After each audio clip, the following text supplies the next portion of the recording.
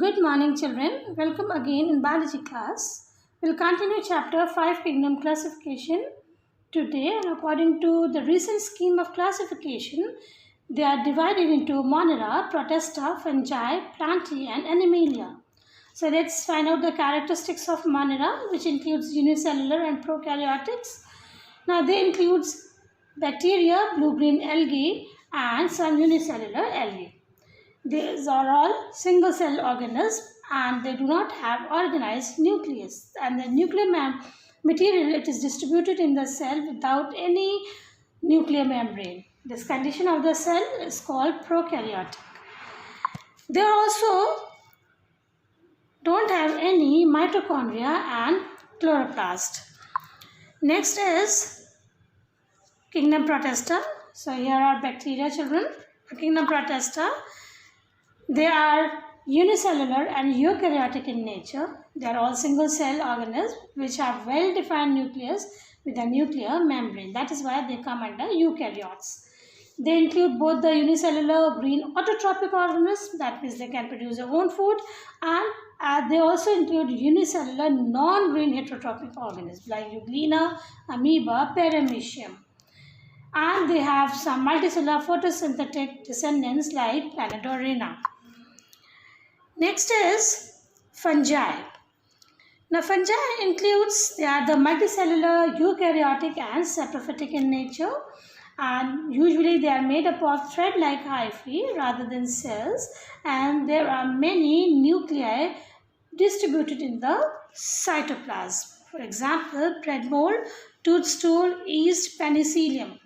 Children, you have already seen the bread mold, then it is a toadstool, then yeast and penicillium. These are all fungi.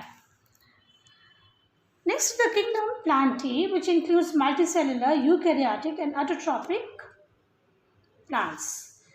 They are all made up of many cells and they have chlorophyll and they can make their own food with the help of photosynthesis. They include Thallophyta, Bryophyta, Pteridophytes and gymnosperm, angiosperms. The thallophytes, they include all algae, for example, Chlamydomonas, Volvix. They are autotrophic in nature because they contain chlorophyll and they have a thallus-like body on which the plant body, thallus-like body, and the plant body, they cannot be differentiated into roots, stem or leaves. They are primarily aquatic in nature. Next is the bryophyte, which includes mosses and liverworts, and the plants which belong to this group, they have a plant body that has a false root like structures and they are called as rhizoids, and there are also leaf like structures. They are autotrophic in nature. Next come the pteridophytes, which includes all ferns and plants. They have plant body that can be differentiated into roots, stem and leaves. And the leaves, they are made up of leaflets bearing spores on the underside. They are non-flowering plants. After pteridophytes comes the gymnosperms, which include cycas, pine, fir, and the plants belonging to this group, they bear naked seeds. That means the seeds are not enclosed in fruits. Gymnosperms, they bear seeds in structures called the cones.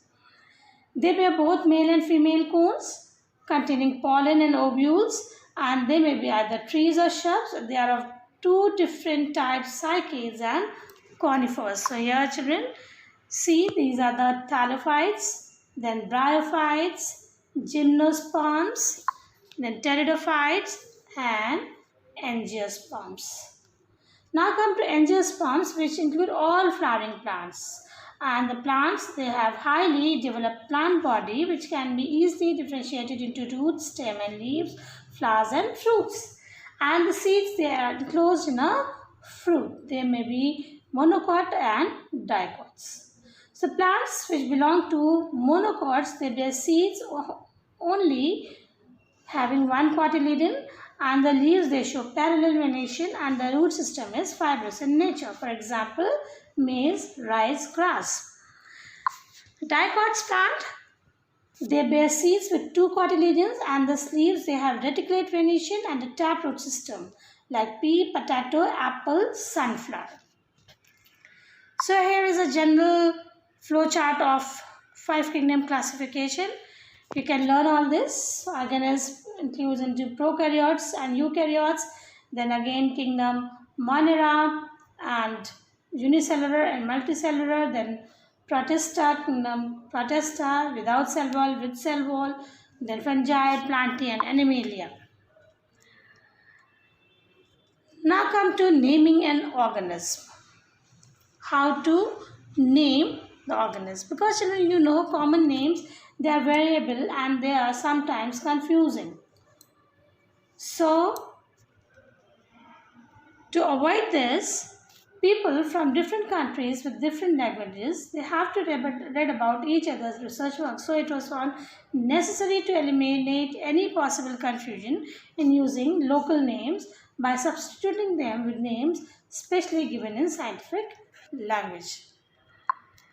The present practice is to use a two-part names for species, like crow is Corvus Macorhynchus and the house crow is Corvus splendens. So this part, the first part is a genus which is named as Corvus, and the second part is the name of a particular species of the genus. So this method of naming the organism is called the binomial nomenclature, and it was introduced by. So here are sample classification of living beings: kingdom, phylum, class, order, family, genus and species. It is the name of a man, then mouse, cat, tiger, dog and mango. Now there are some rules in naming or writing the scientific names. So there are two main rules. So scientific names are always written in the Roman script, and when they are always in italics. So when they are handwritten, they should always be underlined. The first letter of the genus name should be capital letter, and the species name should begin with the small letter. Now come to major groups of animals. So the animal kingdom, it is divided into 9 major groups: Porifera, Cnidaria, Platyhelminthes, Nematoda, Annelida, Arthropoda, Mollusca, Echinodermata and Chordata. So let's come to Invertebrata and Vertebrata. Now this phylum, Porifera till Echinodermata, they are grouped together under the category invertebrates. That means these animals, they do not have backbone. And the last phylum, Chordata, they include animals which have some kind of backbone, and they are known as vertebrates. So the invertebrates which do not have backbone, and vertebrates are those which have backbone. So this classification is only a matter of convenience. Now here is the difference between the vertebrates and the invertebrates. So let's go for invertebrates, phylum Porifera to Echinodermata. So phylum Porifera are the pore-bearing animals, and they are known as sponges.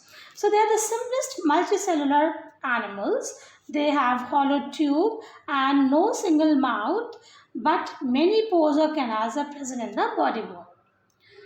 Now these pores, they enter the water, they allow the water to enter inside the body and go out from the body, and from this water the sponges capture their food. A large single opening on the top is the exit for the water. The sponges, they have a skeleton of microscopic spicules or elastic spongin fibers. So here see the diagram of a sponge. So this is bath sponge and it's a sacchin. They have spicules on it. This is a single opening, or we can also say it osculum, and these are the pores or the ostia. Now these are freshwater. They are found in sea like sacchin and bath sponges. Next is phylum Cnidaria or Coelenterata, in which the animals, they are sac-like animals like hydra, jellyfish, sea anemone, corals. Now animals in Cnidaria, they have two-layered body wall which encloses a single cavity in which digestion takes place. and this cavity opens by a mouth at one end. Now there are tentacles to catch food organisms. The cnidarians, they are found in water in sea. Corals develop hard skeletons which are made up of calcium carbonate from their secretion, but they do not have any bones. Here see the example of sea anemone and jellyfish children. These are known as the tentacles, mouth and basal disc. Next is phylum Platyhelminthes, which includes small, soft, flattened, unsegmented worms without a body cavity. Their alimentary canal, it has only one opening, the mouth, and most of the flatworms, they are parasites. But some are free, living in the sea or fresh water, like liver fluke, tapeworm, and free living are the planarian. Next is phylum Nematoda. Now, nematodes include long, cylindrical and unsegmented with a fluid-filled or false body cavity. Their alimentary canal opens at two ends, mouth and anus. They have mostly parasitic, but some they live in free in the soil, like hookworm and scarus and humans, eelworms and potato plants. Next is the phylum Annelida, which includes segmented or ringworms, example earthworms, leeches and eries. Now the annelids body is cylindrical and divided into ring-like segments, and they have well-developed digestive system with the alimentary canal open at both ends. Earthworms, they live in burrows in damp soil, and they make burrows by eating through the soil. The soil is eaten in large quantities and is passed out through the other end of the body in the form of castings. So the soil contains organic matter, it is in the form of humus and broken by bits of leaves. So earthworms, they avoid light, they are nocturnal in nature. Next is the phylum Arthropoda, which have jointed legged animals, and they include crayfish, crabs, millipedes, centipedes, scorpions, spiders. Now this phylum, it has the largest species in the animal kingdom. They have jointed limbs, one pair each on some other or all body segments. There is an exoskeleton made of chitin, and they cast off the exoskeleton during growth in early life. Now this is known as molting. Next is phylum Mollusca, which includes the snail, slug, oyster, mussel, clam, etc. Now these animals, they have soft unsegmented body with a hard calcareous shell to protect the soft body. They have a muscular foot which help in locomotion, and they also act as a weapon in some cases. Now here are examples of mollusk. Next is phylum Echinodermata, which includes spinous skin animals, starfish, brittle star, sea urchin and sea cucumber, and these are all unsegmented marine animals, and they have exoskeleton and a spinous surface. They move by means of 2 feet. They are radially symmetrical. They have similar parts arranged regularly around a central point. For example, starfish and etc. So this is all for today, children. In our next class, we'll learn about the phylum Chordata. Till then, thank you and have a nice day.